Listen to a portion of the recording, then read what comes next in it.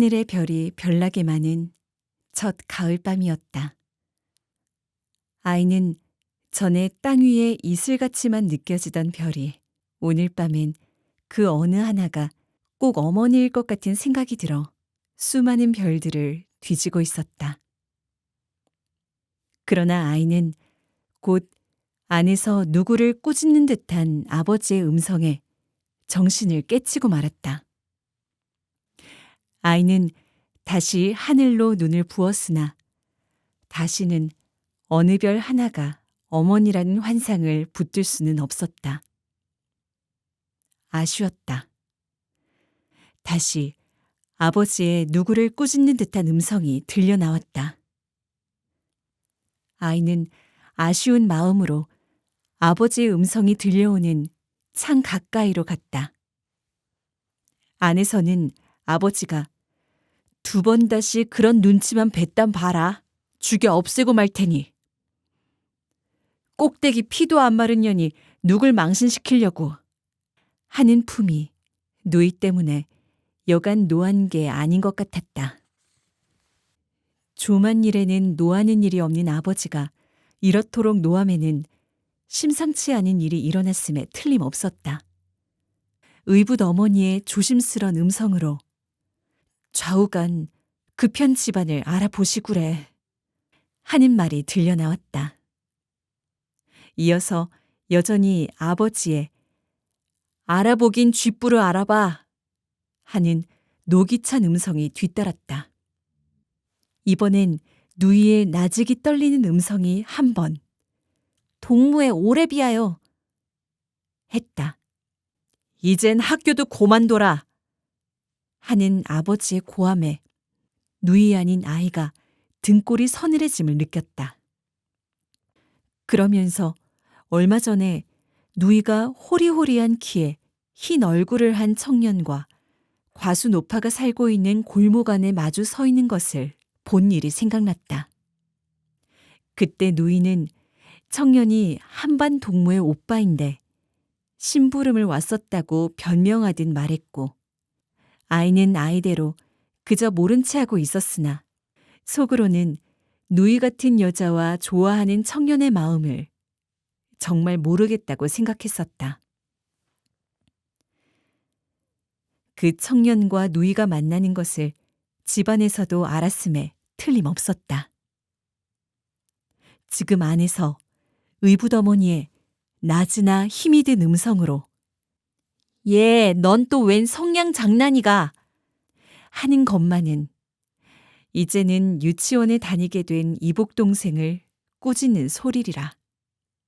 요 사이 차차 의붓 어머니가 어렵고 두렵기만 한 게 아니고 진정으로 자기네를 골고루 위해주고 있다는 것을 깨닫게 된 아이는 동복인 누이의 일로 의붓 어머니를 걱정시키는 것이 아버지에게보다 더 안 됐다고 생각됐다.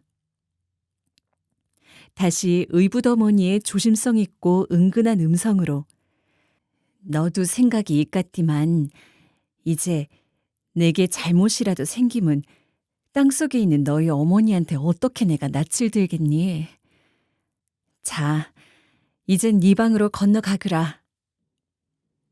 하매 아이는 이번에는 의붓 어머니의 애정에 얼굴이 달아오르면서 정말 누이가 돌아간 어머니까지 들추어내게 하는 일을 저질렀다가는 용서 않는다고 절로 주먹이 쥐어졌다.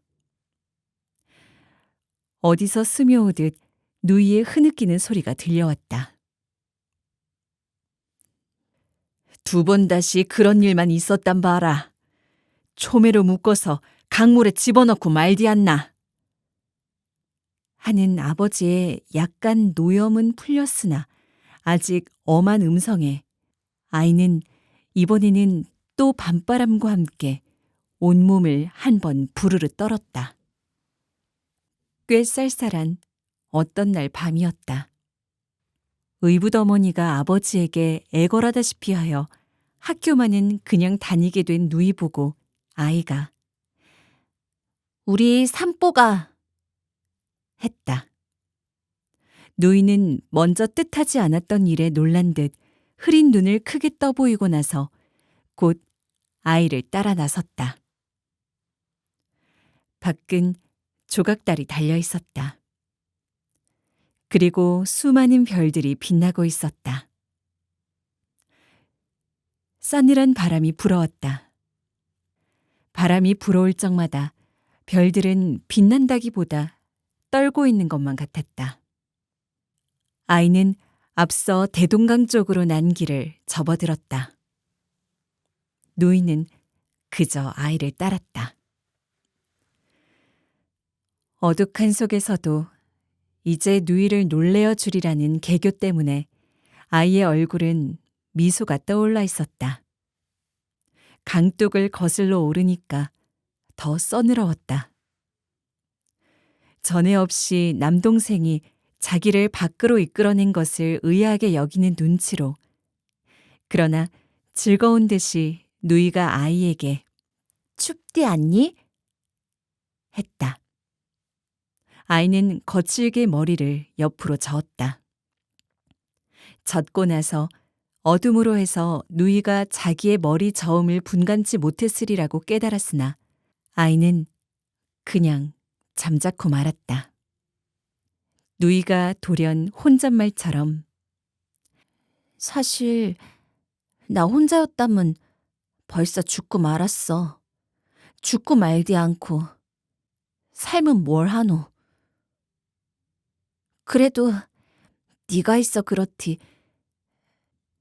둘이 있다 하나가 죽으면 남는 게 더 불쌍할 것 같아서. 난 정말 그래. 하며 바람 때문인지 약간 느끼는 듯 했다. 아이는 혹시 집에서 누이의 연애 사건을 알게 된 것이 자기가 아버지나 의붓어머니에게 고자질한 것으로 잘못 알고 있지는 않나 하는 생각이 들자 누이를 쓸어안고 변명이나 할 듯이 획 돌아섰다. 누이도 섰다. 그러나 아이는 계획해온 일을 실현할 좋은 계기를 바로 붙잡았음을 기뻐하며 누이에게 촘에 벗어라! 하고 고함을 치고 말았다. 뜻밖의 당하는 일로 잠시 어쩔 줄 모르고 섰다가 겨우 깨달은 듯이 누이는 어둠 속에서 조용히 저고리를 벗고 어깨 치마를 머리 위로 벗어냈다. 아이가 치마를 빼앗아 땅에 길게 폈다. 그리고 아이는 아버지처럼 엄하게 가로 넣어라! 했다. 누이는 또 곧 순순히 하라는 대로 했다.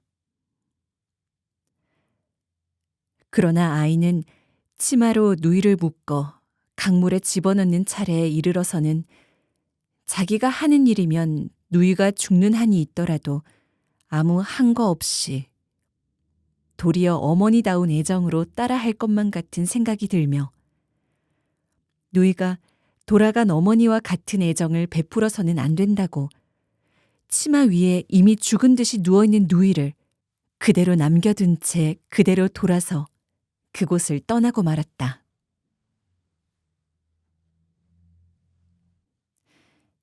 누이는 시내 어떤 실업가의 막내 아들이라는 작달막한 키에 얼굴이 검푸른 누이의 한반 동무의 오빠라는 청년과는 비슷도 않은 남자와 아무 불평 없이 혼약을 맺었다.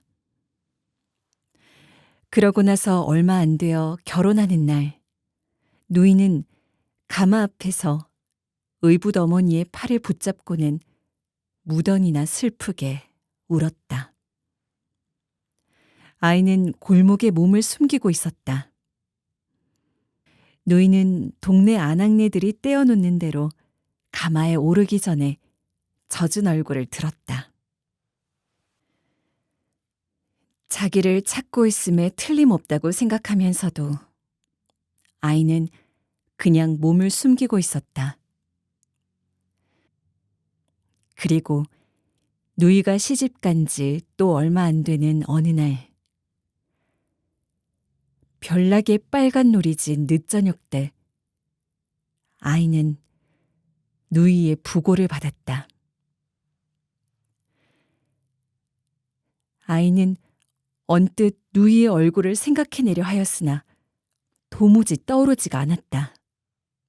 슬프지도 않았다. 그러다가 아이는 지난날 누이가 자기에게 만들어 주었던 뒤에 과수노파가 사는 골목 안에 묻어버린 인형의 얼굴이 떠오를 듯함을 느꼈다. 아이는 골목으로 뛰어갔다.